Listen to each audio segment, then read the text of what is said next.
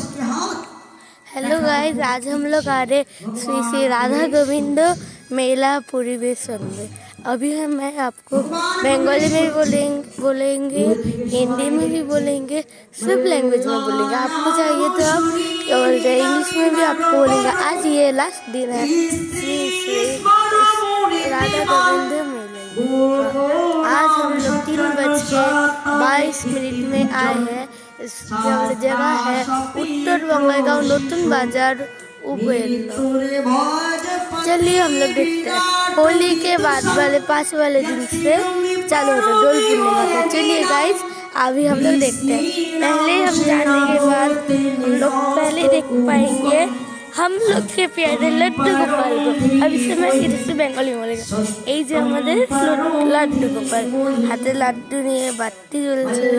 ওই যে মাটির লাড্ডু, এই দেখুন বাসি।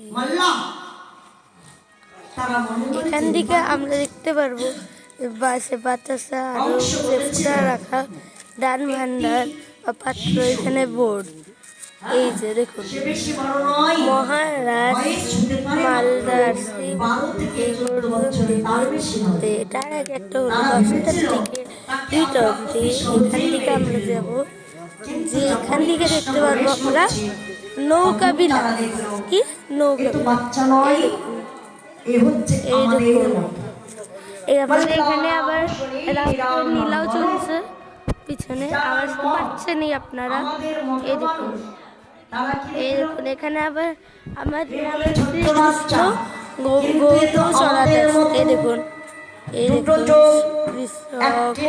এই দেখো শ্রীকৃষ্ণ বন্ধু গোয়াল, এই দেখো ঘাস খাচ্ছে। এই যে কি করে সবাইকে মারতে পারে সবাই অবাক।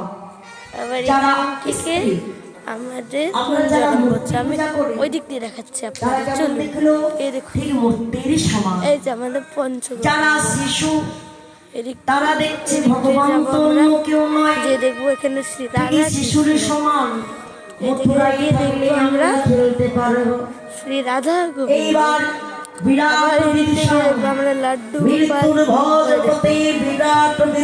দেখুন রাসের সময় সিংহাসনে বসে বসে দেখছে। এই দেখুন এবার আমাদের মেন উদ্দেশ্য রাধা গোবিন্দ মন্দির।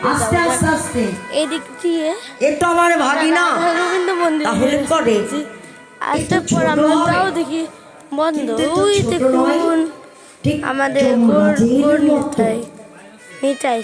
কি করে লাড্ডু গোপাল। ভগবান বলছে আমাকে যারা বিচার করে যারাই আমাকে চিনতে চাই, যার মনে যেমন তাকে আমি সেই রকমই দর্শন দিই।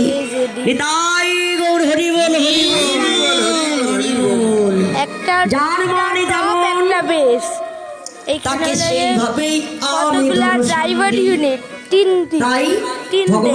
আপনারা যদি লক্ষ্য করবেন যার মন যেমন ওই প্যান্ডেল দেখুন তার কাছে ড্রাইভার ইউনিট রাখা। কেউ যদি মনে করো ভগবান ওই দেখুন দেখেছেন তুমি কেমনই জানি না। আবার এখানে আমাদের সবকিছু সেট। ওনার চরণে যদি আত্ম নিবেদন করে দাও তাহলে ওনার আসল মূর্তি সর্বধারী দর্শন পাওয়া যায়।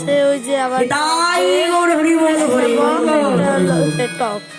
একটি কথাটির মাধ্যমে বলা হয়েছে ভগবান সমগ্র ঐশ্বর্য যশ স্ত্রী বিবেক বৈরাগ্য বিচার করলেন।